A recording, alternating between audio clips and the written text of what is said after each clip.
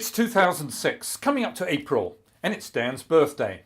Holly, his girlfriend, wants to plan something special for their trip to New York. Holly Googles most romantic restaurants in New York. Out of the search results, she selects one if by land, two if by sea. She calls to book a table and to tell them this is a special occasion, her boyfriend's birthday. The dinner is exquisite, the service remarkable. Stephen, the waiter, is very attentive without being intrusive. Now it's time for dessert. All of a sudden, Dan, her boyfriend, very quietly, subtly opens his hand on the table, and held between his thumb and forefinger is a ring, an engagement ring, which he presents to Holly. Holly, will you marry me? Very unobtrusively, the birthday dinner had just transformed into an engagement dinner. Probably no one noticed what had just happened in that special, private, quiet moment between Dan and Holly. Not long after, they marry, settle into life together, and a newborn comes along. But that birthday dinner turned engagement stands as a landmark occasion in their lives. Fast forward 10 years. It's now 2016. Dan and Holly plan to revisit New York. Their dinner was so memorable, so unforgettable, they have to return. Holly calls, one if by land, two if by sea, to make reservations. Hello, Miss Holly. Holly is stunned. 10 years later? I guess they figured it out just from the caller ID. They know who she is.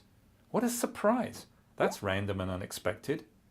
She tells them they would like to celebrate the 10th anniversary of their engagement. Yes, we remember. Holly is thinking, Dan's proposal was so quiet and subtle. How did they know? The waiter must have been even more attentive and more observant than she would have ever guessed. Would you like to sit in the same room as last time? That would be delightful. Would you like the same table as before? That would be amazing. How about the same waiter? Stephen? No way. That would be fun. This is out of proportion to the circumstances. You see, the fact they had a process to capture as well as leverage the details of their visit creates the opportunity to wow, to deliver positively outrageous service. On April the 1st, 2016, Holly and Dan return to one if by land, two if by sea. Dan and Holly are enthusiastically welcomed and ushered into the same room.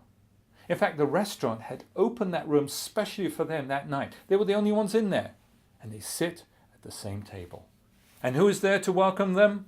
None other than Stephen. Yes, he's still tall, lean, albeit 10 years older, but isn't everybody. Stephen greets Holly and Dan. He still remembers Holly and the occasion of their engagement. Stephen's service was again exemplary, attentive without being intrusive. Now, Dan and Holly rarely post to social media, but they were compelled to share this extraordinary wow experience on Dan's Facebook page. The comments pour in, and as a result, many others vow to make one if by land, two if by sea a must-visit experience the next time they're in New York City.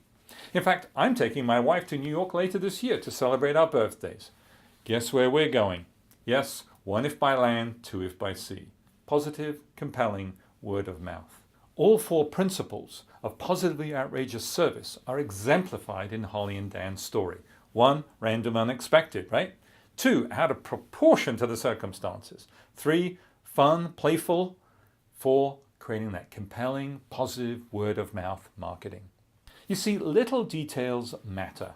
Little things make big things happen.